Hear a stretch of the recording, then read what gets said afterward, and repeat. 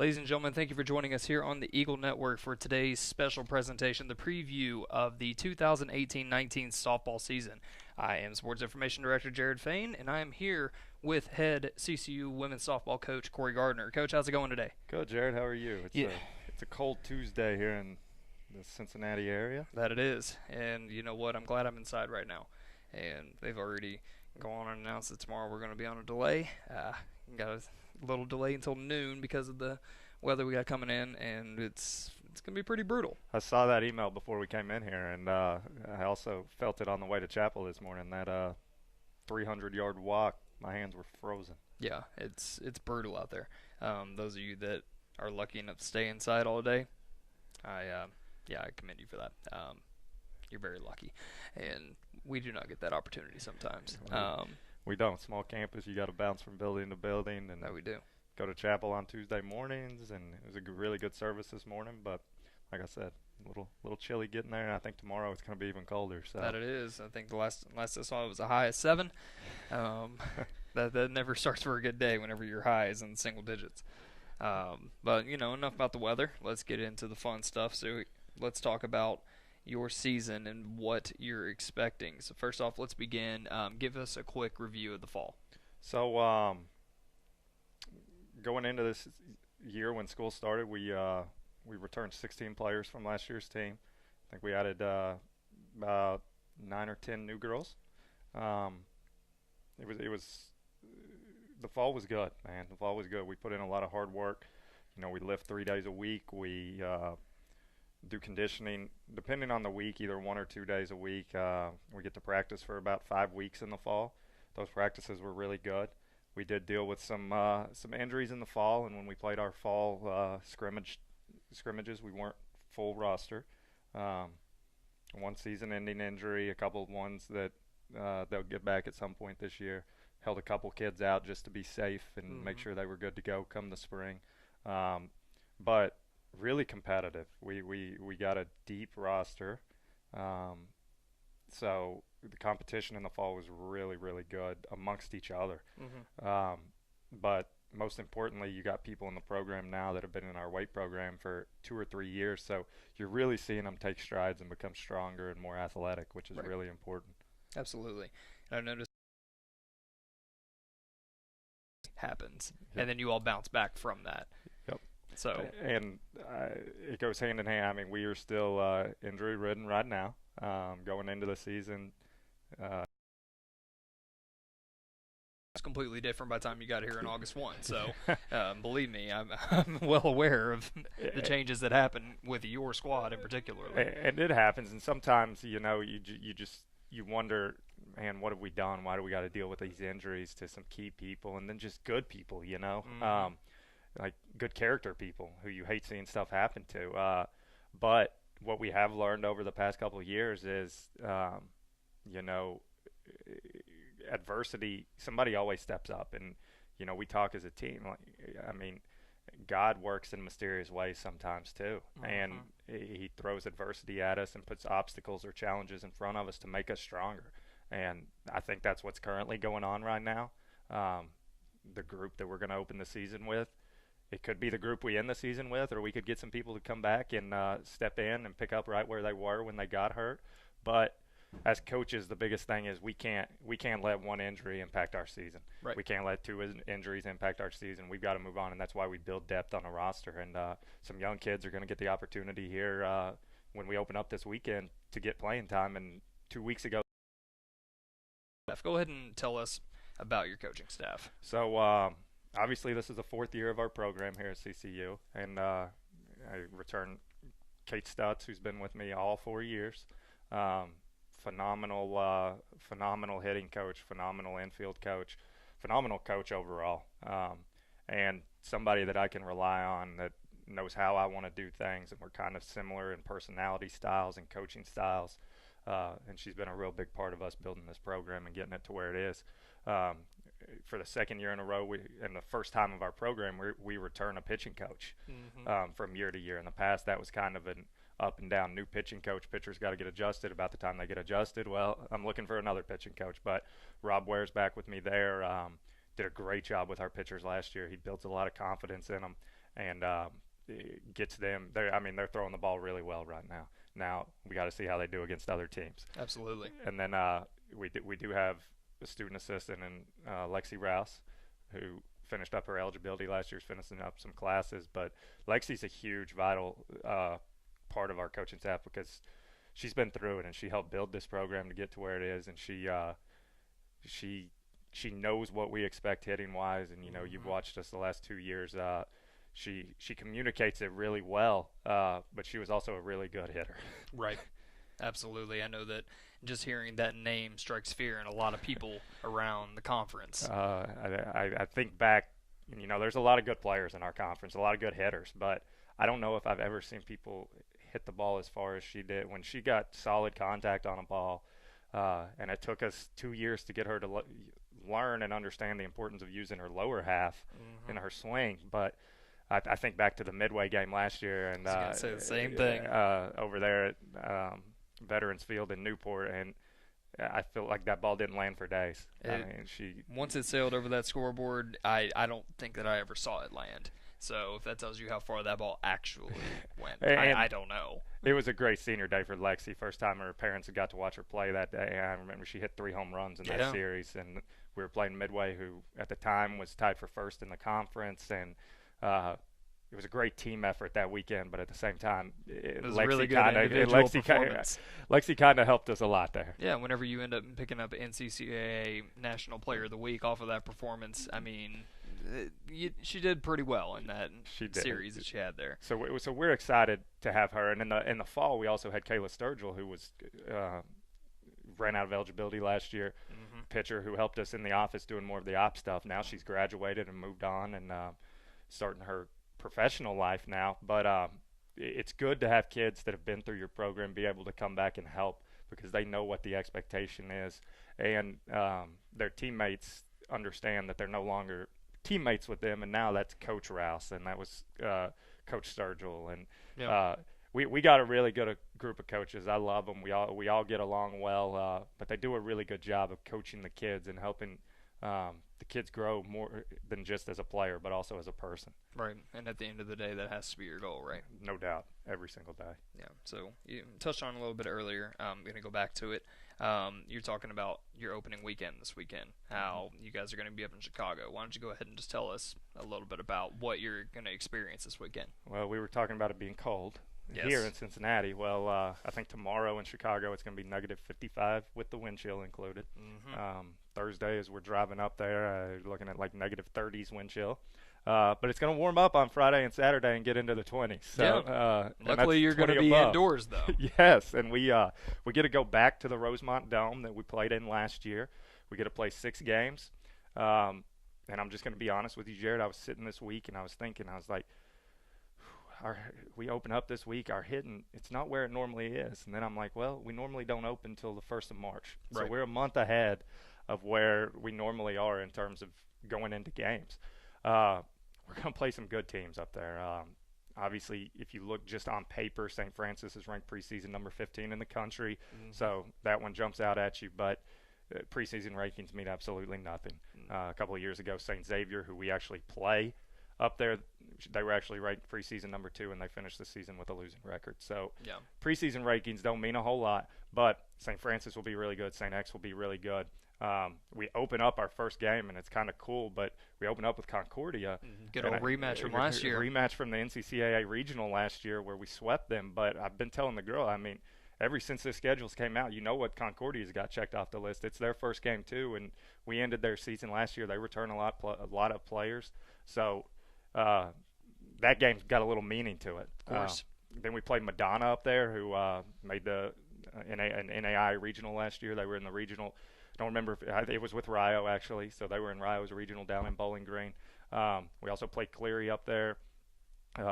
So we played good teams. Now we're going to play teams, too, who are kind of like us. They haven't been outside a whole lot, but they might have better indoor facilities that they can get a little bit more done than we can. Now, we do have a good facility that we get a lot accomplished in, but it's kind of hard to go live in that facility. And it'll be a good test for us this weekend to see where we're at, both live pitching against other teams' hitters and hitting against other teams' pitching. But super excited to get to start the year off this early and get to go play quality opponents, Yeah. and get guaranteed games in playing inside in Chicago in the In frigid a weather dome. in a dome. And that experience in itself is really cool for the girls. Yeah. Last year, we get in there and they're all taking pictures because they're just overwhelmed. We don't have a lot of girls from that part of the United States where domes are really big, so they haven't seen it or been in anything like that. Right. And it's a different experience. I mean, you get fair balls hitting off the roof and you get to pitch again, or you get another chance to hit. I mean, the rules change just a little bit when you go in the dome, but it's going to be a great experience, and we're looking forward to going up there and appreciate Roosevelt for inviting. They're the host school for inviting us up there. Yeah. It's going to be a good weekend. And how many total teams is it that's It's, participating up it's there? 10 total, and we're playing 6 of the 10 teams that are up there. Well, that's pretty exciting stuff. And switching gears just a little bit, this year you got a pretty strong senior class. Would you care to give a little bit of elaboration on them? So, being in the 4th year of the program, Jared, we've never really – last year we had 3 seniors, but this year we're a little more fortunate because we have 4 seniors, but 3 of them have actually been in our program for 3 years. Last year's seniors have just been in there for 2 years. We hadn't tasted a lot of success. Good players, pretty good leaders, but this year we got kids that have been in the program for 3 years, whether it was like Alicia Rodriguez, who had the red shirt a year, or if it was Michaela and Jesse, who came in as sophomores when they transferred in. Now Emma, obviously, she's only been here 2 years, but she came in and had a heck of a first year with us. That she did. Managed to be an All-American. Yeah. So it's nice having the girls that have been here and they've tasted success and they've seen us kind of go from the bottom. When they first came here, we're coming off a 10-win season. Now coming off a 25-game win season and looking for a lot more success this year. I think the most important part too is you've got 4 seniors that the other players on the team look up to, and they know that those girls are battle tested.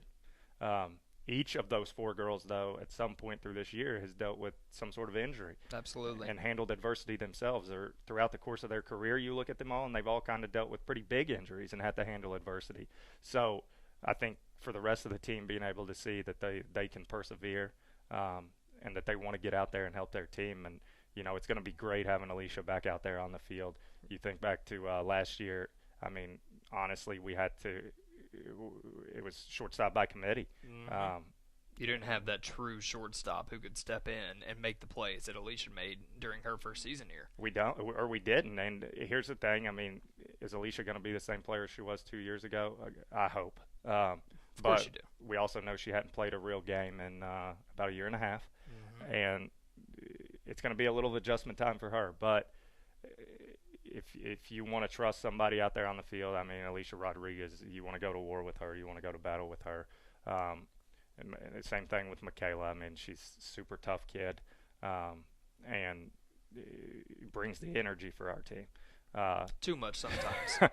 She can be a little bit too much, and sometimes I think she's figured out my look of, hey, I don't even have to say anything anymore. Just a look, and she settles down. But I love this senior class, and they're going to hopefully go out having the most wins of a senior class ever combined. But the big thing, just being honest about this senior class, is they bring consistency. I mean, throughout the course of their career, they have been consistent in what they do.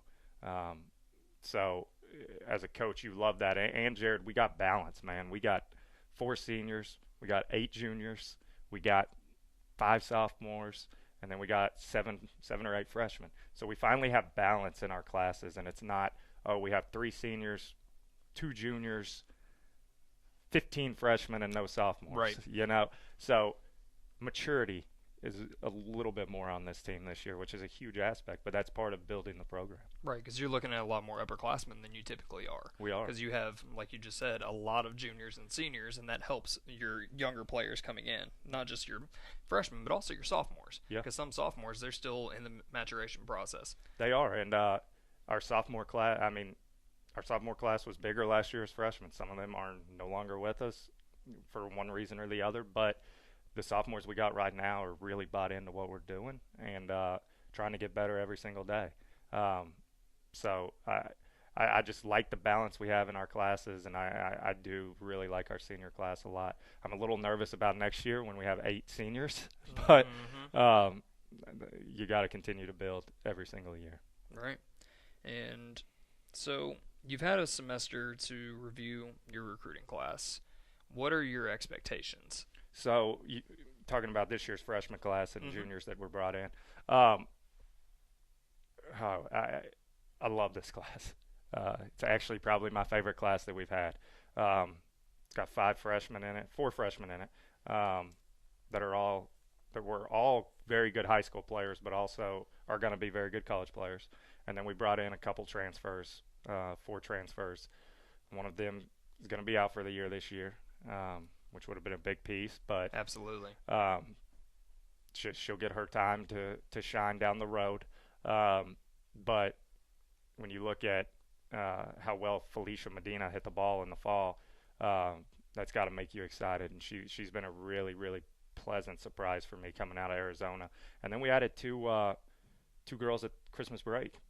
We looked at our roster and I said we need a little more depth and we need some help at the catching position. So I went out and got 2 girls that both of them one's more of a primary catcher, the other can catch, but she can also play the corners. Right. But both of them very good junior college players. Both of them kind of like Michaela and Jesse when we got them. They got 3 years of eligibility left, so it's not you're just bringing them in for a year and a half. We're bringing them in for 2.5 years. Yeah. We're going to help them graduate, and we're going to the lights went out. Uh, Lights back home. we're going to help them graduate on time, but at the same time, we're going to make them better players. And being Calista Rybar and Courtney Mooneyham. And they're both adjusting, and they're having to adjust a whole heck of a lot quicker than Right. the other kids that were here in the fall. But I love this recruiting class. They're good kids. They want to win. A lot of them come from winning programs, um, and I think they, because of the balance in our classes and the leadership up top, they have been able to settle in and adjust a lot easier than those big classes of freshmen I was talking about when we had 13 or Mm-hmm. 15, where everybody's just trying to figure it out. So, love this recruiting class a lot. Got high expectations for them, both short term and long term. I look and let's see here, two of the freshmen, maybe 3 of them could be starting game 1. Wow. That's Yeah, pretty big news for me. yeah, Haven't heard that one from you. yeah, So that's some good stuff. So you talked a little bit about your catchers and everything. yep, But on the flip side of that, we got to talk about some pitching yeah. because we know that pitching is a huge part of softball. So how's your pitching staff looking for this season? Um, you know this about me, Jared, and I was actually talking to Jason Stowers the other day about this, the baseball pitching coach. But we were in the gym throwing, and he's worked Division I at UT Martin, and he said, Coach, man, when I was at Martin, they only had two pitchers. He said, you got 6. So that's one thing about me, Jared. I'm going to keep a big staff. The reason being, injuries happen. Mm-hmm. Um, We're seeing that now. we are. They happen, and you don't want to just have your all your chips in one pot on 1 or 2 players. So I also want balance there because when it comes to pitching, uh, it's seldom that freshmen come in and have just stellar freshman seasons at this level because the hitting they're facing is so much different. So you don't want to rely on a class of 3 pitchers coming in as freshmen. Yeah, that'll be great when they're juniors and seniors, but I want balance. So I try to add a pitcher at least in every signing class we do. And talented kids. You want talented pitchers, and you want competition amongst your pitching staff. But what we got right now is we've got a senior, 2 juniors, a sophomore, and 2 freshmen. So it's a nice balance there. But our senior and our 2 juniors, they have pitched in a lot of important games. Mm-hmm. Haley Myers, our sophomore, grew last year as a freshman a lot. She's getting healthy. She's been throwing the ball really well. She's got to get confidence, but she also pitched in some really big situations for us last year. I remember the Kentucky Christian game. She came in and got us out of a jam when our number 2 at that time was not having a good day.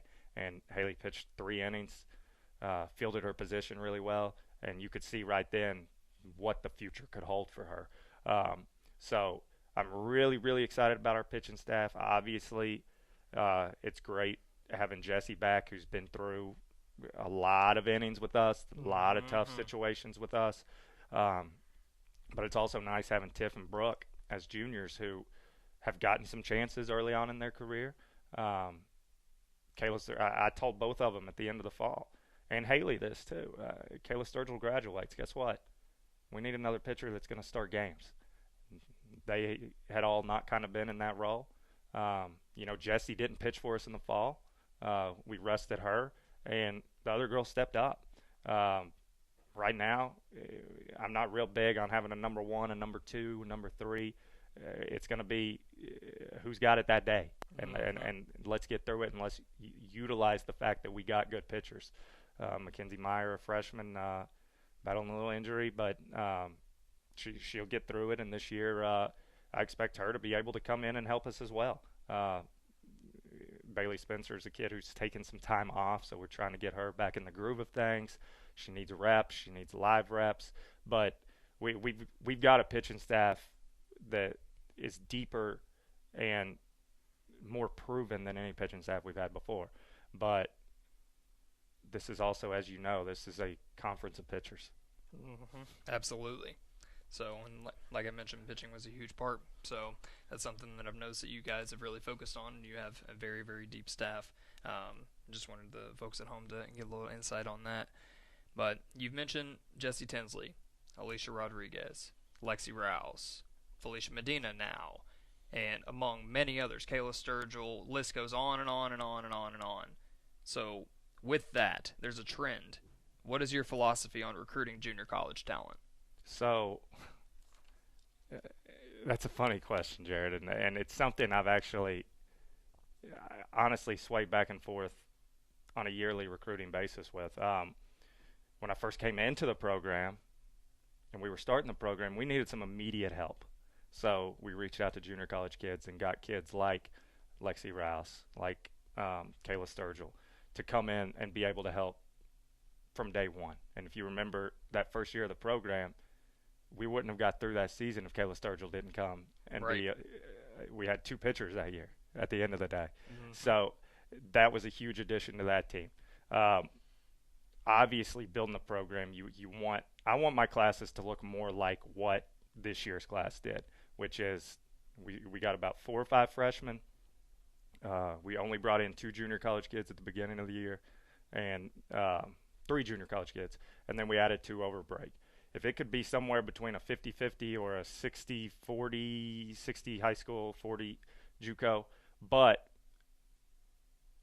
like you said, we've had some proven kids come in. You look at Emma, you look at Felicia, you look at Alicia, you look at Michaela, you look at Jessie. I'm telling you, the list goes on and on. On and on and on. You're right. Maggie this year. I know I'm leaving some out. Ashley Guthrie's going to get playing time for us this year. Courtney, Callista. Yep. I mean, right now we're pretty close to a 50-50 split. But it's also important to bring the kids in that are 4-year players that you're going to get to develop.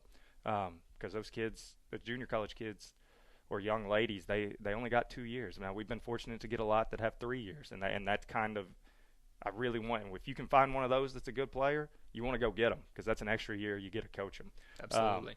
But you just got to be careful recruiting the junior college. You got to know the conference they're playing in. A lot of times there's not a lot of video out there on them, so you go off stats, you bring them to campus, you work them out, you see. But you also got to know the good junior college conferences, the good junior college areas, because stats can be very, very inflated because they don't face really good pitching, or the hitting's terrible, so their pitching numbers might be really inflated.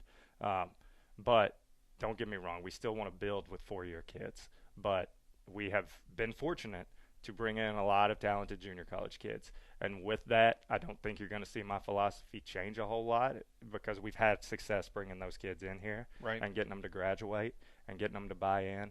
And it's something that a lot of softball coaches don't do. They don't like to go into the JUCO realm, especially in our conference. There's some junior college players, but you don't see rosters like ours built with 10, 12 of them. Right. It's not the most common thing around the River States, at least. Yep. But looking at your team, I noticed that around probably half of your team are left-handed batters. Is there any reason for that, or is that just how the recruiting played out? Uh, it's planned. Um, Something that Coach Stutz and I have noticed over the years coaching in this conference and playing out of the conference, you face a ton of right-handed pitchers. I think back to last year, and we only faced 4 left-handed pitchers the whole season. Um, well, the right-handed pitchers do not like to come in on lefties, and they struggle to throw against lefties because most teams only have 2 or 3 lefties in their line or on their whole team that they get to practice against. Well, there's some teams you look out there and they build their teams with lefties, but they're thinking more speed purposes. They got a lot of slappers and a lot of bunters, and they're going to small ball you to death. Well, we've got a couple of those, but we also like our power lefties. We like our Emmas of the world. We like our Valerie Hootaples of the world. Um, the Maggie Richik, that was one of the big reasons she jumped out at me, power hitting lefty, but she could also slap. Um, excuse me. But we want our lefties to be able to stand in and hit for power. But I think as we keep going down the line, you're going to see that we're a team that we like to hit for power and hit gap to gap and score runs. But you're going to see us continue to keep the lineup somewhat lefty loaded. Now, if we just lock on and the best kids in the class that we want to target are all right-handed hitters, then so be it. But with the approach we built this team with this year is we want to make it tough on those pitchers that we face and make them uncomfortable with something they don't get to face a whole lot. Yeah. So what exactly is your sales pitch to recruits to come to CCU? I mean, you were a student here, Jared. You know this place, and I mean, I've worked here for 5 years now, and it's a special place. If you're not looking for a small school, it definitely is not the place for you. If you're not looking for a Christian environment, it's not the place for you. And we see that working in the athletic department. It's just not the place for some kids. But my big sales pitch is you're in a huge city, 2.8 million people. We're basically located downtown. I mean, we're up on a hill, so you feel like you're in your own little area, but it's a 3-minute drive to get downtown Cincinnati. Right. And the environment here at the university is like none other university I've worked at, and it is very family-oriented. Everybody knows everybody. Everybody's kind to everybody. And if you notice, I've not said anything about softball yet. It's the environment. And when you're recruiting young ladies to go play college softball, a lot of times it's not about, hey, how many games am I going to win? It's about, hey, I want to make sure you've got my major, and I want to make sure that I feel welcomed and wanted at the university, not only in the program. Now, obviously, from the softball standpoint, we got a lot of things other universities don't have, and that is we get to play our games on an all-turf field. We get luxuries. Do we have a facility here on campus? No, but I feel like the facility we get to play our games at is better than any facility anybody has on their campus. It's a program on the rise. I mean, proof's in the pudding's the old saying, but every year we've continued to grow. Whether that's by getting more wins or whether that's by going further in the postseason. So it's really, if you're trying to sell somebody or pitch somebody on an idea and there's no growth or it's reverse growth to what you're trying to sell, it's not going to work. Right. But with us, proof's in the pudding. We're getting better every single year. There's more talent out on the field. We're competing at both the NAIA level and the NCCAA level, and we're graduating our kids. So that's what parents want to hear. We've just been fortunate and had luck to bring talented kids in here that have bought into the idea of building a program. Now we're in year 4 though, and the program's been built. Now we got to continue to strive for excellence. Yeah. And you talked just a little bit there about your new facility. So this year you're getting to play at UC Health Stadium in Florence. Yep. What are your thoughts? Like, go into a little bit more depth about it. I love it. the team is probably 80-20. There's some girls, especially the West Coast girls, they're used to playing on dirt all the time. And you tell them, oh, we're playing on an all turf field. They're like, oh, that's cool. The outfield's turf, right? And we still got the dirt. No, it's all turf. So we're gonna get true hops, and your shoes aren't gonna get dirty and nasty with dirt. They're gonna get dirty and nasty with rubber. But I love it because it guarantees that we're going to get games in. And you Right. witnessed last year our when we hosted the NCCAA regional, we had to delay for 30 minutes and let a lightning storm pass through, and then we're right back out there Yeah. playing as soon as it passes over. Not to mention it rained during that time, and we went right back out there, and you didn't even have the ball would hit the turf, and you didn't have to wipe it off. Like if it had hit the grass after that, the ball's Yeah. soaked. We're going to get guaranteed games in against all of our non-conference opponents. Now, we still do play our conference games over in Newport. We're going to play those on the dirt to make it competitive amongst the conference. Now, if both coaches agree, if we have weather and both coaches agree, we'll move it over to the turf if we need to. But it's for the viewing audience, it's all chairback seating. There's not a bad seat in the place. For the players, it gives them a big league feel that – we're going to play in the Dome this weekend, which a lot of kids don't get the opportunity to do.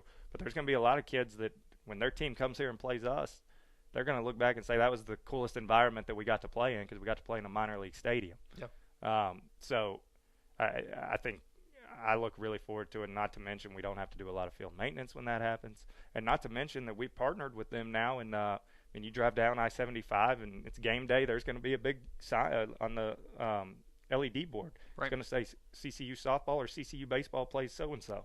So it's great. You go in the stadium, and now we've got CCU signage up, which I know last year we each played there a couple times, but it's basically our new home away from home. Right.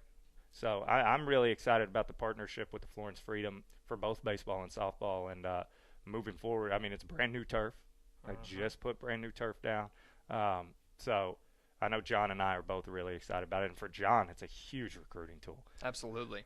For us, it's great in terms of if a kid wants to, if they like that big field, that's great. But like I said, there are some of them that are a little skeptical at first to it, but once they get to be out there and play on it and see, hey, guess what? We're not canceling games.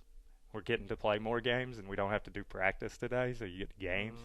They enjoy it a lot more. Yeah, and one thing that usually comes to mind whenever you talk about softball playing in a baseball stadium is how do you counteract with the backstop? Because you have a much larger backstop now. It's a lot further back. So how do you counteract with that? That's funny. And when I was reaching out to get games this year, that was one thing I was very clear with all the coaches on. I was like, we're going to probably get our game in, but you do need to be aware that over time, our plan is to get a backstop in there with the Freedom, and that'll help a lot. But right now, we're used to a 25-foot, and you got a 90-foot backstop. So for the way I approach it is our pitchers know if you're going to be wild, there's two of them. You're done because we can't balls. You're going to get 2 extra bases, maybe 3 extra bases, depending on the way it ricochets off. I mean, Right. You never know. Where's some wood? We No played kidding. 4 games there last year, and it never came into effect for either team in those 4 games. I think there was one time we played Point Park, and we were able to get 2 bases, first to third. You and I both know the number of games we got there this year, it's going to come into play. Yep, it definitely is. But it also, I mean, it puts pressure on your pitcher, yes, and your catcher to keep the ball in front of the catcher, and that's a pitcher not to be wild. But it's a little home field for us, too, because our girls, as they play there, they're going to see how the ball caroms off the backstop.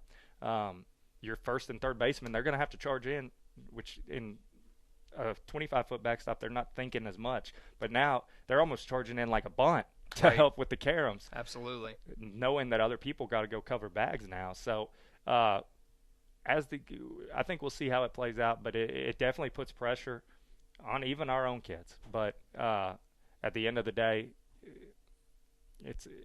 you just got to go out and play the game. Yeah. And I know that you're planning on playing all of your non-conference there and then possibly some of the River State's games there. But let's talk a little bit about your non-conference schedule. Whew. Toughest non-conference schedule we've had so far. I definitely, yeah, I'm siding with you on that. We open up in Chicago. We've talked about that. Then our next games after that, we got a 2-day series. Crowley's Ridge is coming up here too, but over 2 days we're playing Indiana Wesleyan three Three times. times, right? Yeah. Indiana Wesleyan preseason top 10, coming off one of their best seasons in program history. Steve does a great job up there. Then we turn around and we go down to start our spring break trip. We go down to Montreat again this year.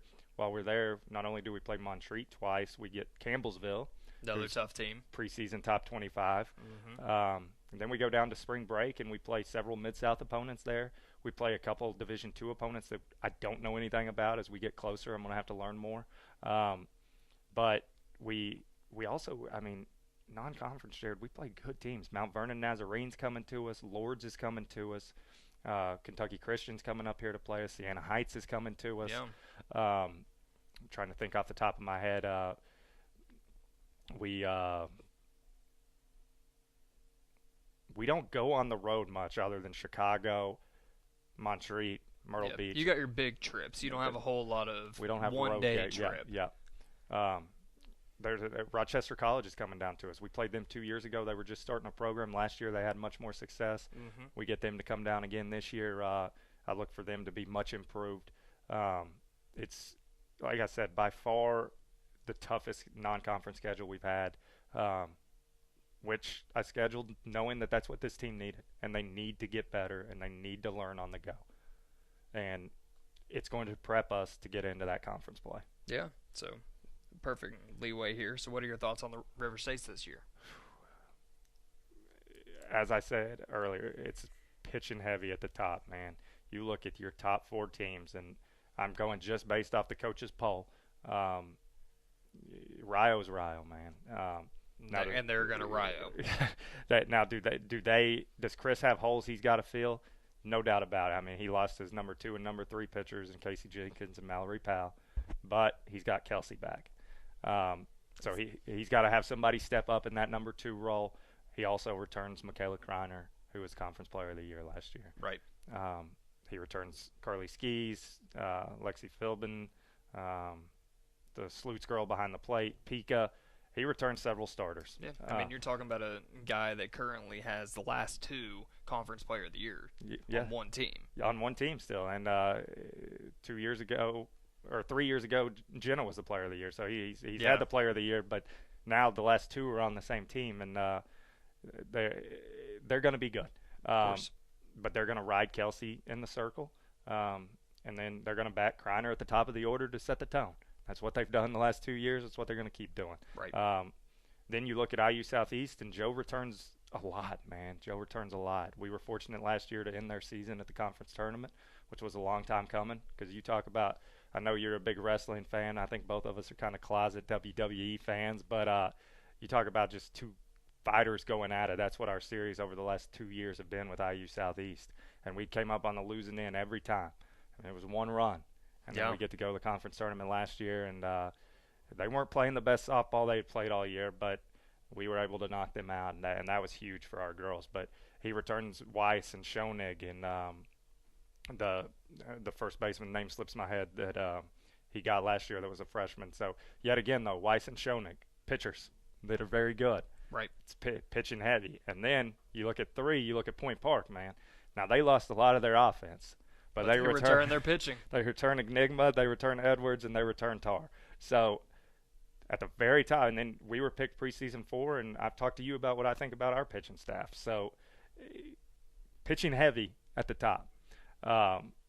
You look at the rest of the conference, and it's balanced, man. It's super balanced. And I think anybody, honestly, I think it's a toss-up, because each year the teams are getting better. Yeah. And you've watched us since year 1. Like, even the teams that have been down at the bottom, like I think of an Ohio Christian, they got better last year.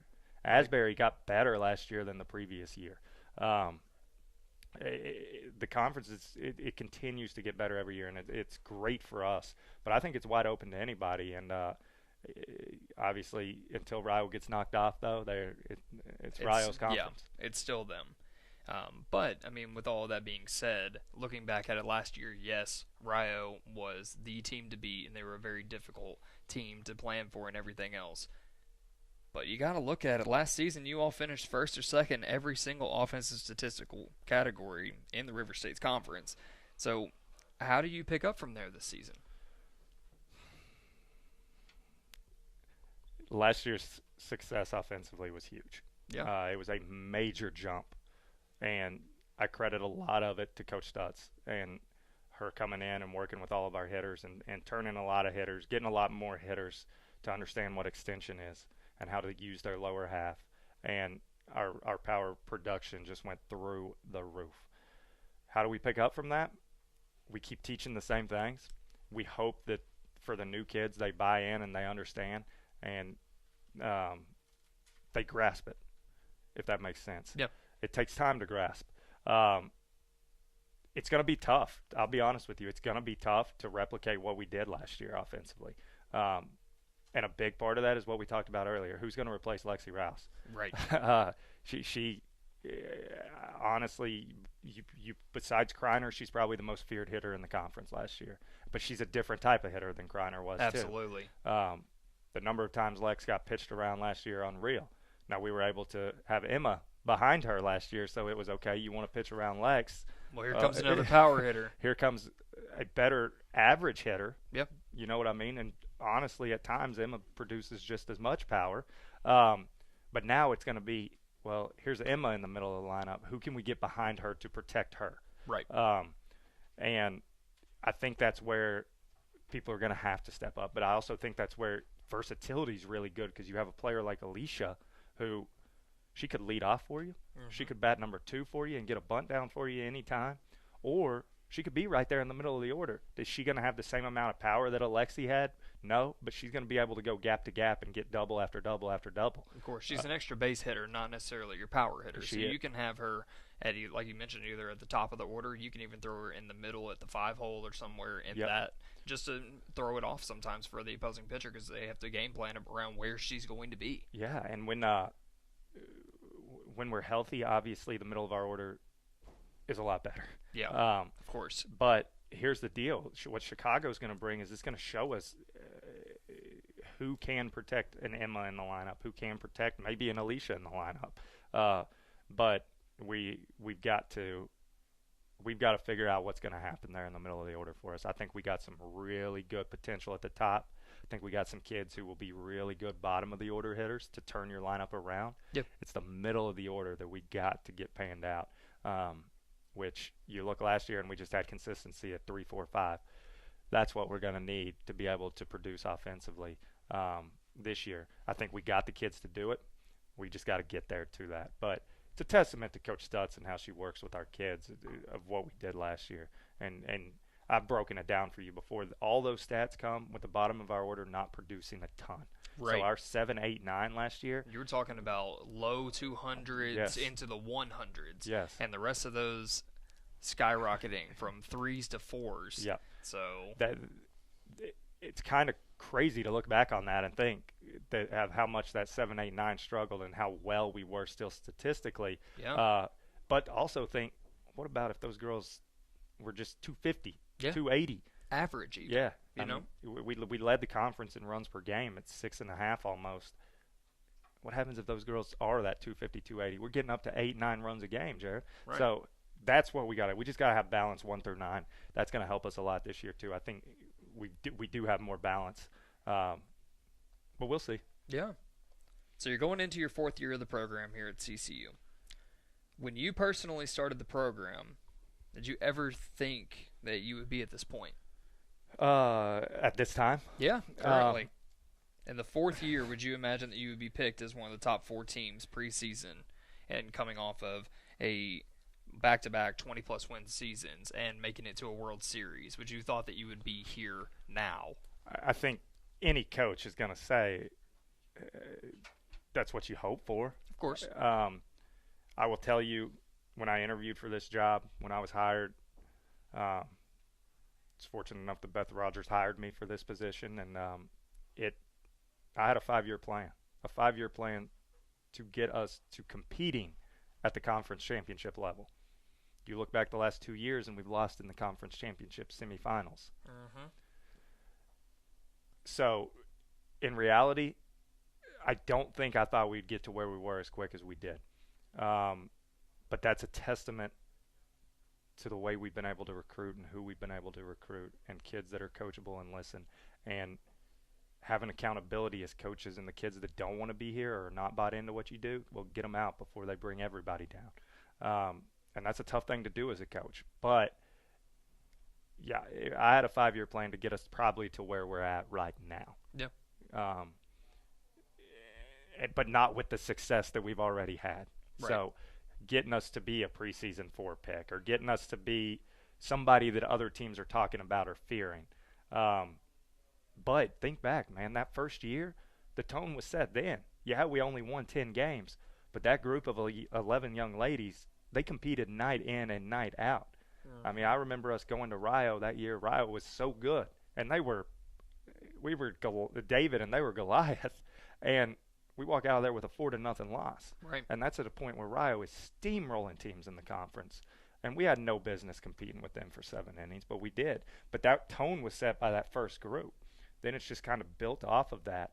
And I tell the girls all the time, I think a large part of it is being bought into our process of what we are doing as a program. And I know I'm not easy to play for, but if you just trust in me, I'm going to trust in you, and we're going to go places together. Mm-hmm. And that's where the program's going right now. And it's not the program for everyone, and it never will be. But if you have the right mindset and the right intentions, you can have a very special career here at CCU. And I mean, you've seen, you might not be the most talented. The talent will sit on the bench if somebody's going to work harder than you. I think back to a couple of years ago, a young lady that by the end of the year was playing right field for us, and at day one you told me she'd be playing right field. I'd say there's no chance. So you work hard, you're going to get your opportunities. Yeah. There was a good quote that I heard this past weekend. It was saying that the only time that success comes before work is in the dictionary. So that feeds in directly what you're talking about. It does.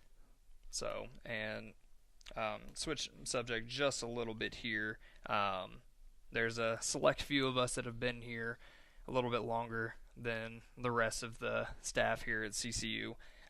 So besides Micah, who is our longest tenured coach, our athletic director and head baseball coach John Taylor, as well as yourself, you all are right there in that boat that you guys were hired months within each other. So within that time, how has CCU changed over the years? Well, you, Jared, have been here probably longer than Micah. I don't know. Micah, I think, was actually hired. His first season was my first year on campus. Okay. So I think Micah has me beat out just a little bit. Well, you've been here a long time, so you've seen all this too. But the growth of the athletic department, just since I've been here the last 5 years, has been tremendous. Mm-hmm. But also the backing of the school to get behind the athletic department has changed so much. Absolutely. Since we started baseball and softball here, we've started football, we've started cheerleading, we've started women's golf. Track and field. Track and field has came in here. We're looking to add some other sports. And obviously you and I, you're now the E-Games. Esports. Close enough. Coach, which is another addition. Yeah. But you and I serve also in the athletic department. Me as the compliance coordinator, you as the SID. So we work hand in hand with John, and we see everything that goes on in the athletic department and the growth that it's taking, and the vision that the school has to have athletics help them succeed. Absolutely. And I think it's really, really cool. Now, with that, we would both probably be lying if we said there's not turbulence, and we get things thrown on our plates that you don't even really think about when you're starting new programs, right, or bringing 200 new kids onto campus. And yeah. That's learning and that's growth that we as a department and the university has to do. But I think it's been phenomenal to see the growth in the athletic department and seeing these kids that come in and start these programs and watch them grow over their 4 years. And now we're not just known as the school that won several basketball championships. You know, they're the school that is putting some competitive teams out there. I look at our women's basketball team this year, and Yeah, they're having the most successful year they've had in a while, and they're super young. absolutely. Kudos to those girls. No doubt about it. I looked to our soccer team, women's soccer team a couple of years ago had a really good year. They got to bounce back next year. You know, the other thing I really think, Jared, is we're putting an emphasis on making sure we hire the right coaches that want to be here for the right reasons, that understand what CCU is about and what the expectations are, because we should be competing across the board in every sport in this conference. And in the past, we've not done that, but Right. we have had coaching turnover, which you never want, and you never want to see people get fired or leave or do whatever. But Sometimes it's the best for both parties. it is, and we're hiring the right people right now who are doing a good job, and it's fun to come to work every day and get to work for a boss like John, who he's a coach too, and he's a competitor, Yeah. so he understands what we're all going through. But you can testify to it too. But it's been a good growing time here at CCU during my time here, and I want to see us just keep growing and keep putting successful teams out there and recruiting good student athletes. GPA wise, our women's teams killed it last semester. Absolutely, like full blown destroyed it. Yes.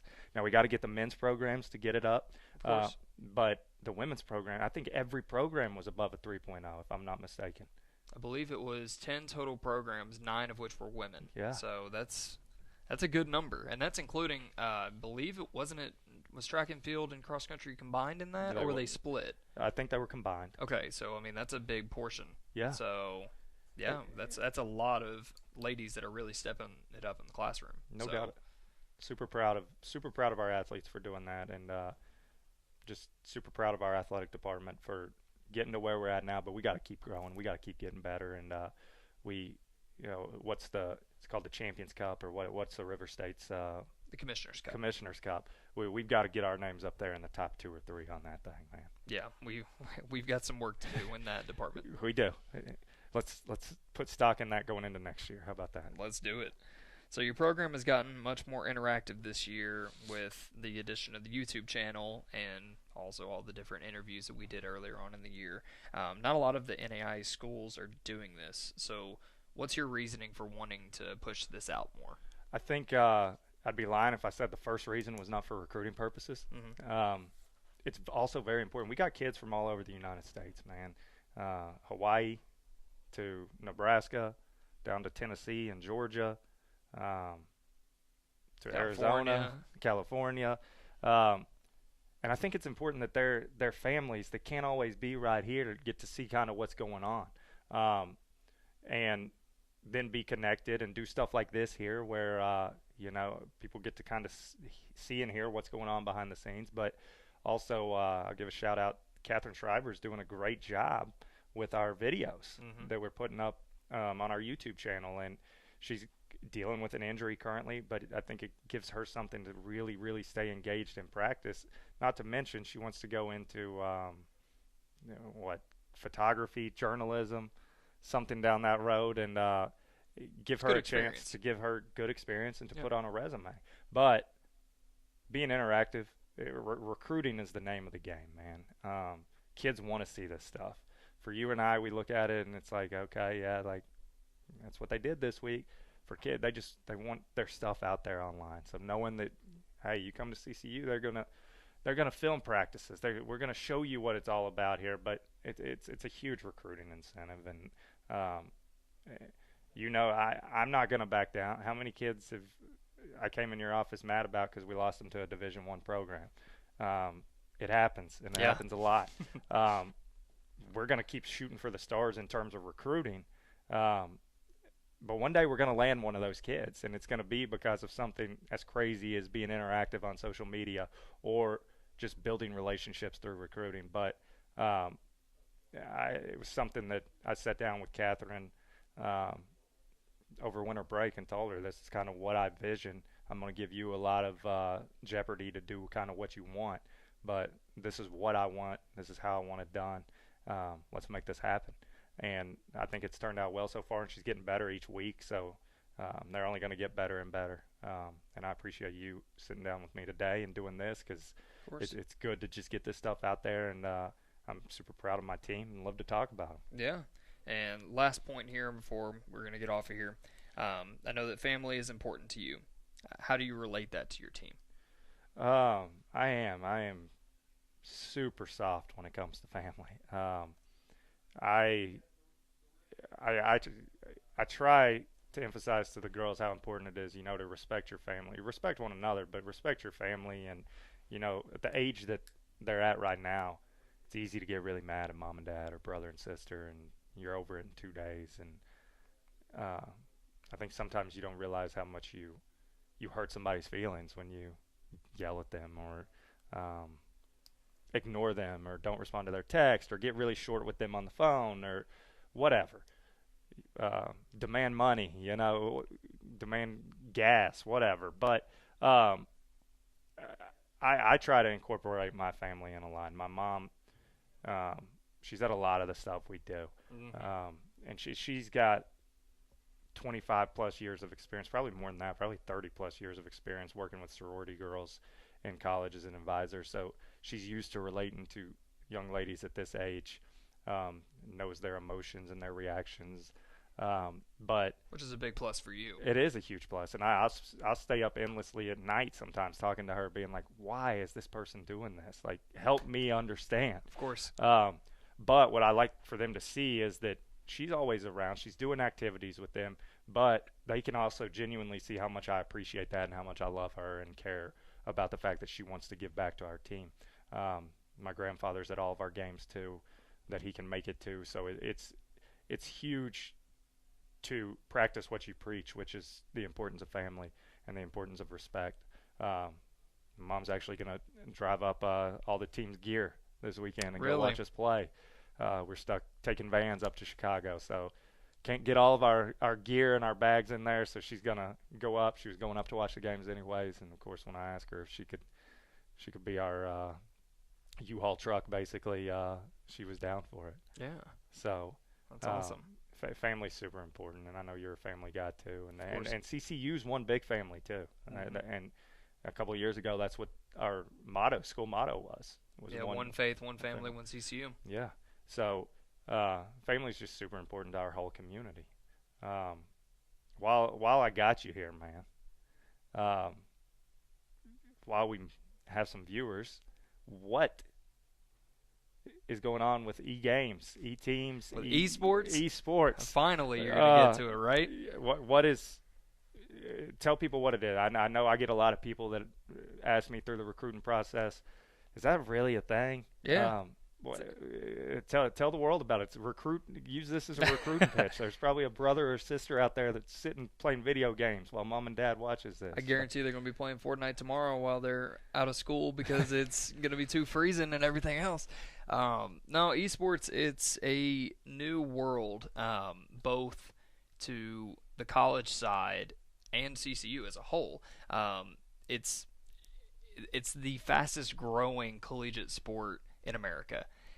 Since we joined and became a varsity program, or announced we were going to have a varsity program, there were 40 more schools that have announced. Like, we're talking about Division I schools all the way through NAI now have announced that they're going to be giving scholarships for people to play video games. And it's because the professional scene is so large. If you talk to one of the people that are interested in doing esports professionally, they're very, very passionate about it because they can make six figures sitting at home or even traveling and going and playing in these tournaments. It's insane. And the viewership is out of this world. For League of Legends, which is the biggest game in esports, which also we are offering scholarships for, little plug there, the viewership for the World Championships last year, the only event that surpassed it in viewership was the Super Bowl.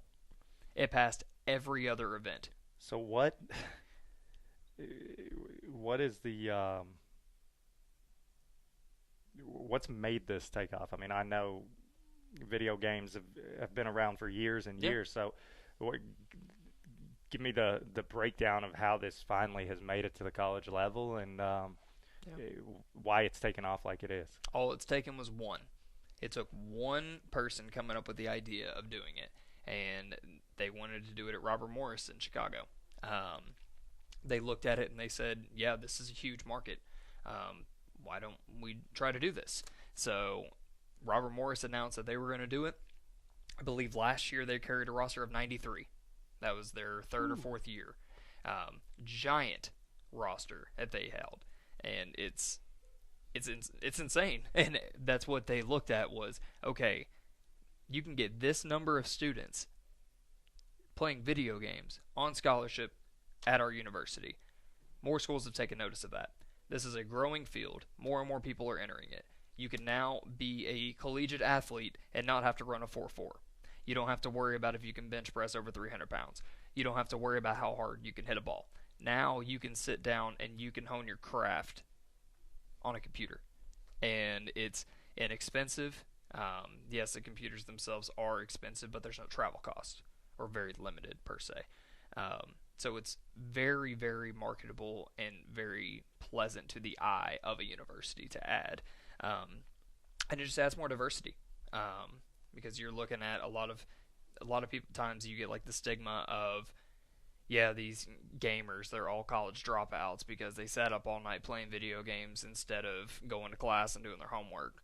Well, esports combines that. It combines them getting a chance to play the games that they love while also going to class, getting a degree, getting it paid for. That's the big part. So it's an interesting thing. We decided to go big in the first year, going 8 games. Most schools are offering around 2 or 3. We wanted to go 8 to try to get as many kids as we could and to also just make ourselves more marketable to the students. So we got League of Legends, we've got Overwatch, Fortnite, of course, because it's the biggest thing in gaming. It's crazy. Free video game. Crazy. Rocket League, 2K, Madden, FIFA, and Smash Bros. So we've got scholarships for all of them. We'll be competing starting in the fall. We've got a club roster that are currently competing in tournaments for League of Legends, and we've got a couple of guys that are looking to enter tournaments for Fortnite that are currently here. So, yeah, it's different and it's exciting and it's a good talking point and conversation piece, just because a lot of people never heard of esports. Well, there's your free plug. Yeah. So. To the audience of millions. There you go. But no, I appreciate you hosting this. Yeah. And I'll just end with I hope people come out and watch a fun product this year on the softball field. I mean, these girls have worked really hard. We just had our lift-a-thon last week. We had some parents and some faculty and staff come watch that, and they got to see how hard the girls are working. How many of them got above the 200 pound? We had 5 200-pound plus 1 rep max squat. So Ashley Guthrie was the leader, 245, I think. But if Emma would have been right there, if Emma had been back lifting for a while, she came close too. Yeah. So Lexi was not happy when she heard her max got beat, but she'll have to get over that. What was Lexi's last year? I think 235. Oh, yeah, she's gonna have to live with that one. She will have to live with that one, but weekend, 6 games in the Dome up in Chicago. Gonna try to stay warm while you guys are up north, and it's gonna be a lot of fun. 6 games in 3 days, 2 a day. It's gonna be exciting stuff, and we will cover as much as we can on CSU Athletics, both on Twitter and the website. While you're visiting Twitter, go ahead and give us a follow at CSU Athletics and also CSU Softball. I cannot remember, is CSU Eagles Softball or is it just CSU Softball? Pretty sure it's CSU Eagles Softball. Catherine? Let our social media person take a quick look at that one. It's at CSU Softball. Okay, at CSU Softball. Thought that was it, but I had to make sure before I gave a nice little plug for them on the social media platform. Go ahead and give them a follow. Coach Gardner gives a lot of thoughts as well as updates throughout the season, and we'll be looking forward to bringing you more content as the season goes on.